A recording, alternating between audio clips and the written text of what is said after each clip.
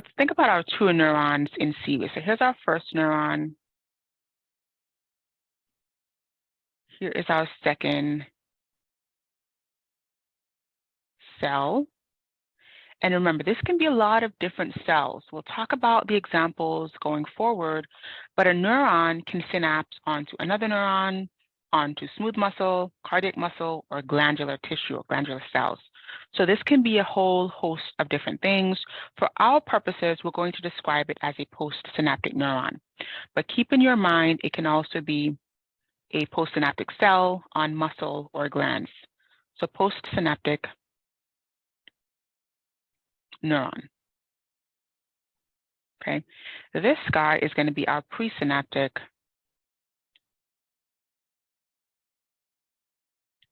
neuron. All right, this region here we said is the synaptic cleft.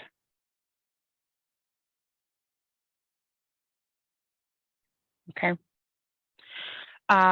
Let's look at what's happening on our first neuron. So this is the axon of our first neuron. This region here is called the axon.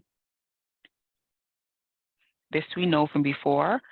This is the axon terminal. This we also know from before, right? The axon terminal. Let's look at some of the things we have said before as far as the action potential. We know that there's myelination on the axon, and we know that in between the myelination are our voltage-gated sodium channels. Right? This is how the action potential can propagate down the length of the axon, right? At the saltatory conduction where it jumps from spot to spot, right? This is the action potential.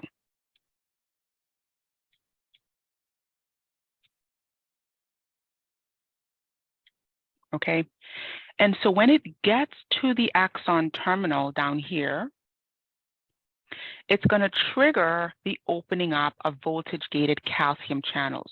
Let's draw in those voltage-gated calcium channels. They are exclusively found on the axon terminal, right? So they're going to be found here. Okay, these are our voltage-gated calcium channels.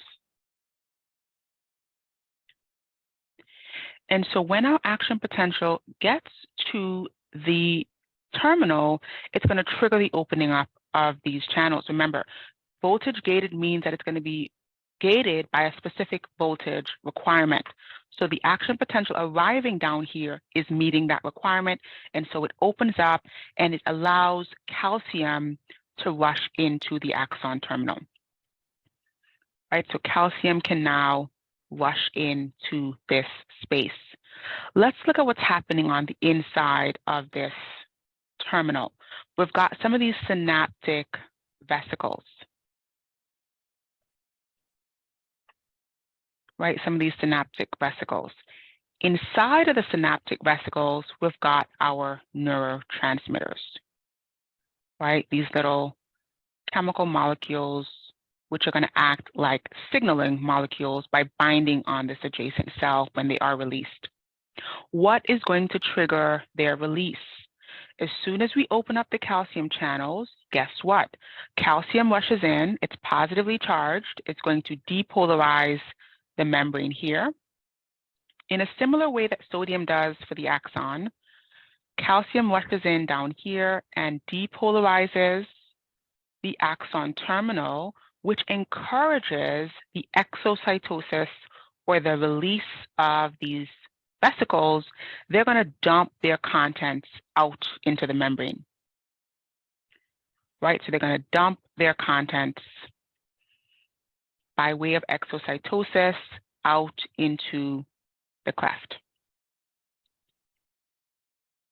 Okay. All right. From there, let's label this process. This is called exo cytosis.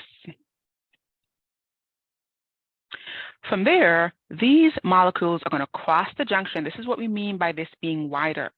So this is a wider distance than what we see for the electrical synapse, because the electrical synapse, there is no distance. It's a gap junction going in between two cells, so there really is not a distance for that signal to travel. Here for the chemical synapse, there is, right? There is. Let's look at what's happening on the adjacent cell. We've got a couple things here. We've got one, our receptor. And it is specifically shaped, totally botching this.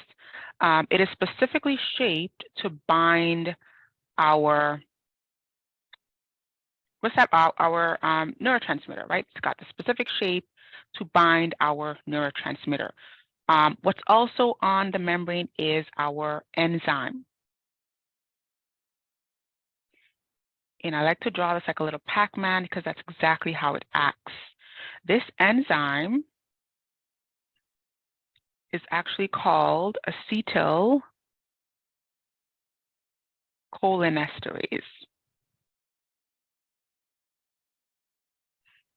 And this name will make a little bit more sense to us when we go on to look at this later on. But the name of the enzyme is acetylcholinesterase. What I want you to worry about for now is the function of the enzyme. What is this enzyme doing? It's going to be degrading the excess neurotransmitter. Okay. Let's draw in the third component that's here, which is our reuptake molecule. So the reuptake molecule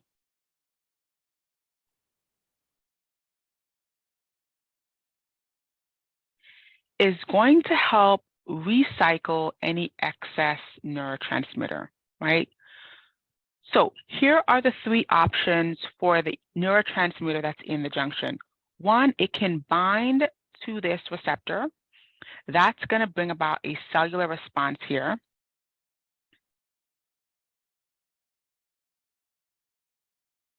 Right? And then this is essentially going to result in a graded potential,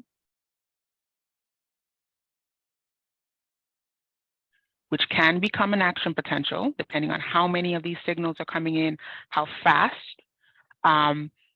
Two is it's going to be degraded by this enzyme.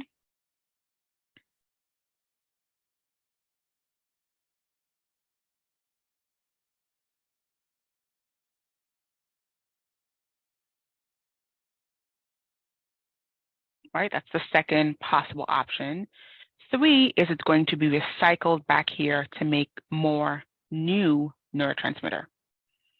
Right, so this is going to recycle excess neurotransmitter.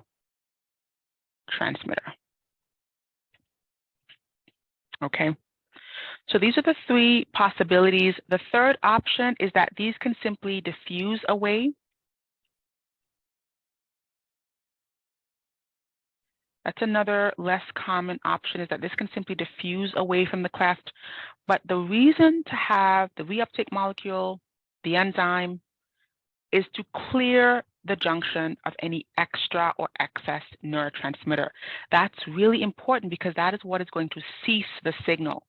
At the end of this, we want there to be a cutoff point where the signal is stopped.